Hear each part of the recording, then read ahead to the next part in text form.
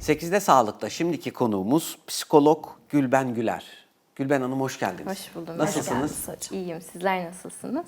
Biz deyiz, teşekkür ederim. Bugün çok güzel bir konu konuşacağız. En azından ben kendim için öyle. Kızım seneye üniversite sınavına hazırlanacak. Eminim benim için de çok faydalı olacak, izleyiciler için de.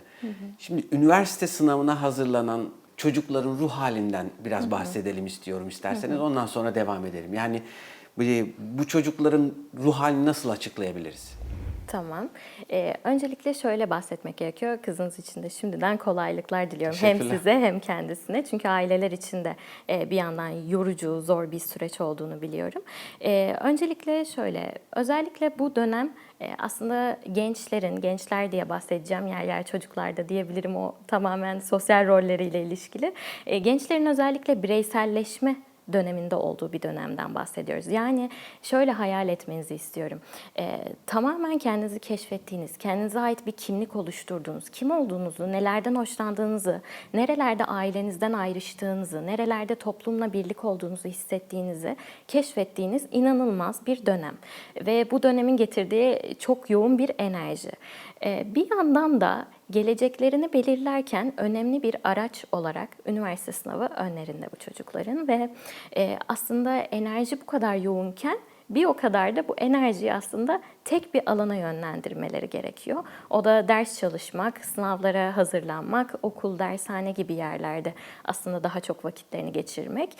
Dolayısıyla böyle hayal ettiğimizde içlerinde bulundukları aslında o sıkışmışlık hissini görebiliyoruz. Bu sıkışmışlık hissi özellikle onların ruhsal dünyasına dışa vurum olarak baktığımızda daha depresif belirtilerle, daha ani duygu değişiklikleriyle, daha yer yer hırçınlaşmalarla kendini gösterebiliyor. Genel olarak içinde bulundukları ruh hali, özellikle hani bahsettiğimiz bu sınavla gelecek kaygısını birleştirmiş bir şekilde önünde kocaman bir kaygıyla yoğun bir şekilde mücadele eden çocuklarda dediğim gibi birçok olumsuz etkiye sahip bir dönem olduğunu söyleyebilirim. Evet, kesinlikle. Hocam peki ebeveynler bu dönemde çocuklarını nasıl daha iyi anlayabilirler? Anlamak konusuna gelince aslında hep bahsettiğim bir durum var. Bir diğerini anlamak için öncelikle kendimize bakmamız çok kıymetli. Bu noktada evet, çocuğum için önemli bir dönüm noktası beni bekliyor. Bu süreçte ebeveyn rolüyle ben nasıl hissediyorum, ben ne düşünüyorum? Bu noktada kendimize baktığımızda dediğim gibi bir diğerini anlamak çok daha kolay olacaktır. Ebeveynlere ilk önerim aslında bu noktada kendi duygularını, kendilerinde bu süreçte tetiklenen şeyleri, kendi çocukluklarına ait verileri tekrar bir gözden geçirmek olur. Bunu gözden geçirdikten sonra karşı tarafın zorlu bir süreçten geçtiğini kabul ederek aslında onu başarı ve başarısızlıktan ibaret görmemek çocuğu anlamayı çok daha kolaylaştıracak. Duygusal anlamda da desteğe ihtiyaçları var bu çocukların. Duygusal anlamda nasıl destek olabilir ebeveynler? Ebeveynler öncelikle kendilerindeki aslında bu süreçte tetiklenen yerleri gördükten sonra daha objektif bir yerden çocuklarına şunu hissettirmeli. Çünkü biz bunu klinikte çok fazla duyuyoruz. Çocuklar bize gelip şunu söylüyorlar. Ailem için netlerimin önemi var, sınav sonuçlarımın önemi var ve benim nasıl hissettiğimi kimse sormuyor. Şimdi bu tabloyla karşılaşmak elbette istemeyiz. Bu noktada duygusal olarak desteklemek için aslında ebeveynlerin üzerine düşen görev çocuklara çok basit, aslında içlerinde olan bir duyguyla her koşulda değerli olduklarını sık sık hatırlatmak. Çünkü çocuklar bazen bunu unutabiliyor ya da bu kaygıyla bunu göremeyebiliyorlar. Bunu hatırlattıktan sonra aslında sağlıklı bir yetişkin olarak onun zorlandığı konularda destek olabileceğinizi iletmek, duygusal anlamda çocukları en güvenli hissettirecek ve duygularını en açabilecek ortamı yaratmayı sağlar. Ve buradan sonra da zaten paylaşılan duygularla objektif bir yerden yeni rotalar çizilebilir. Peki hocam ebeveynler çocukların tercihlerine müdahale etmeliler mi? Rotayı ebeveyn çizmeli. Şimdi burası çok aslında ince bir çizgi. Tercihler noktasında özellikle üniversite tercihlerinden bahsediyorsak çocuğun ruh hali belli. Aslında çok yoğun bir kaygıyla boğuşuyor. Bu süreçte topu tamamen ona bırakmak ve sen ne yaparsan bizim için okey gibi bir yerden yaklaşmak çocuğu yalnızlaştırabilir. Ve belki istemediği kararlar, tırnak içinde yanlış kararlar vermesine sebep olabilir. Ama diğer bir uçta ebeveynin bu süreçte kendi gerçekleştiremediği hayalleri çocuğun üzerinden gerçekleştirmeye çalışması ya da kendi başarısını sürdürmeye çalışması, kendi başarısızlıklarını telafi etmeye çalışması çocuk üzerinden yine istemediğimiz bir alan. Şimdi bu iki uç elimizde tam bunun ortasında konumlanarak ebeveyn aslında objektif bir şekilde onun istekleri doğrultusunda yön gösterici bir rol oynamalı aktif bir şekilde sürecin içerisinde. Bir de özellikle bu aileden uzakta okumanın getirdiği bir stres var. Şimdi üniversite sınavına hazırlanıyorlar. Aslında kazanınca da iş bitmiyor. Evet. Yani ben de öyle işte çıktım geldim buraya tıp fakültesini uzakta okudum. Bu uzakta okuyan gençlerin psikolojisiyle ilgili de söyleyeceğiniz bir şey var mı? Onlar için de zor bir süreç oluyor çünkü. Evet, yani evet üniversite süreci demek aslında büyük bir kesim için aileden uzakta, öğrenci yurdunda, belki öğrenci evinde yepyeni bir hayat kurmak anlamına da geliyor. Bu nokta aileleri de çok kaygılandıran bir yer ve çoğunlukla aslında ailenin de hazır olmadığı bir şey olarak karşımıza çıkıyor. Çünkü aslında özellikle toplumun bize öğrettiği bir şey var. Çocuğum hep benimle, çocuğum hep yanımda, çocuğum hep evimde, gözümün önünde ve kontrolü bazen fiziksel yakınlıkla ilişkilendirebiliyoruz. Gözümün önünde olduğu için onu kontrol edebiliyorum gibi. Aslında dediğim gibi bu bir yanılgı. Evet çocukların bir kısmı, büyük bir kısmı bu süreçte ailelerinden fiziksel olarak da ayrılabilir. Ama sürece şöyle bir baktığımızda yani 18-19 yaşlarından bahsediyoruz. Tabii bu daha geniş bir aralık aslında ama ortalamadan bahsediyorum. Zaten doğal süreçte de bireyselleşmenin fiziksel olmasa da ruhsal anlamda ayrışmanın olduğu bir dönem.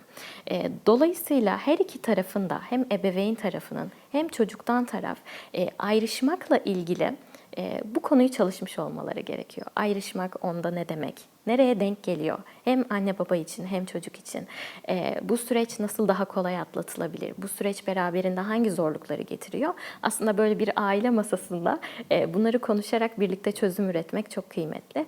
Bu süreçte özellikle çocuklar ilk başta cazip gibi görünse de sıklıkla duyduğumuz bir şey yalnızlık hissedebiliyorlar. Bu zamana kadar evle ilgili bu kadar büyük bir sorumluluk almamış olan çocuklar gerçek hayatla burada karşılaşabiliyorlar. Market alışverişleri, kiralar. Faturalar. Evet, hiç para verildiğini düşünmediğimiz şeylere ödeme yapmak gibi. Aslında bu süreçte çocuğu yalnız ve sıkışmış hissettirebilir. O noktada özellikle aileler tamamen kopuk, kendi haline bırakacak bir şekilde değil. Ama bir yandan da aşırı kontrolcü ve onun hayatına müdahale eden bir yerde de konumlanmamalı. Çünkü dediğim gibi aslında bu durumda bireyselleşme sürecinde olan bir çocuğa ters tepki olarak yansıyacaktır. Hocam peki eğitim için çocuğumuzu gönderdik şehir dışına ya da yurt dışına. Evet. Peki uzaktan biz ebeveynler nasıl kontrol altında tutabiliriz? Sonuçta bir kontrolcülüğümüz var. Güvende olduğunu bilmek istiyoruz. Nasıl kontrol etmemiz doğru? Çocuğu rahatsız etmeden, özgüvenine yoksunluk yapmadan. Evet yine burası da özellikle çok önemli noktalardan birisi. Çünkü evet dediğiniz gibi kesinlikle istediğimiz şey çocuğun üzerinden tamamen ailenin elini çektiği bir süreç değil. Evet. Bu zaten çocuk için de faydalı olmayan hatta yer yer zarar verebilen bir nokta. Aile olarak burada şunu yapmak çok önemli. Çocukla açık iletişim.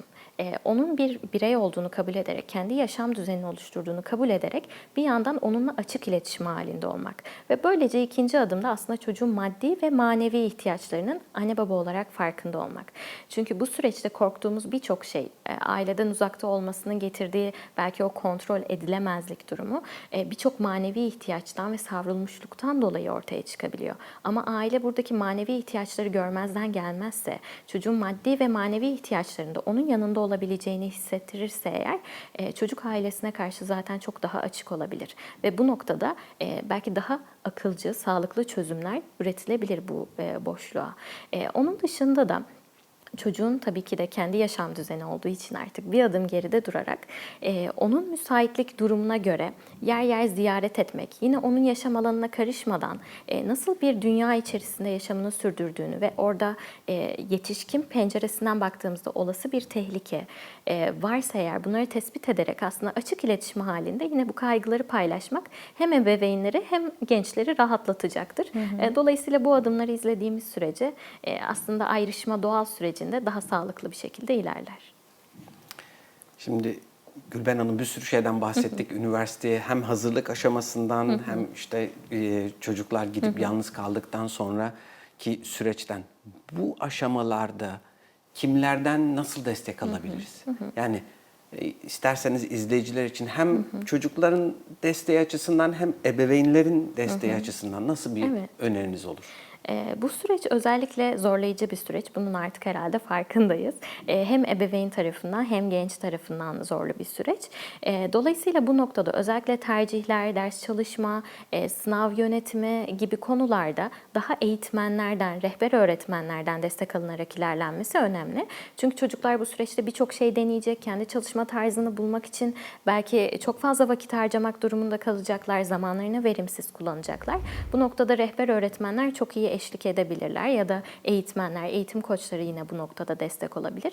Ama bu sürecin getirdiği duygusal ağırlık, uyum sorunları, belki stres yönetimi bu gibi konularda bir psikologdan destek almayı öneriyorum. Hem aileler için hem çocuklar için. Gülben Hanım çok teşekkür ederiz. Rica ederim. Çok Teşekkürler güzel bir hocam. sohbet Rica oldu. ederim. Ağzınıza sağlık. Benim için de öyleydi. Teşekkürler. 8'de Sağlık'ta konuğumuz psikolog Gülben Güler'le öğrencilerin üniversite sınavına hazırlanırken yaşadıkları zorlukları, aile tarafından çekilen zorlukları ve üniversiteye gittikten sonraki süreci konuştuk. Oldukça güzel bir sohbet oldu. 8'de Sağlık şimdi kaldığı yerden devam ediyor.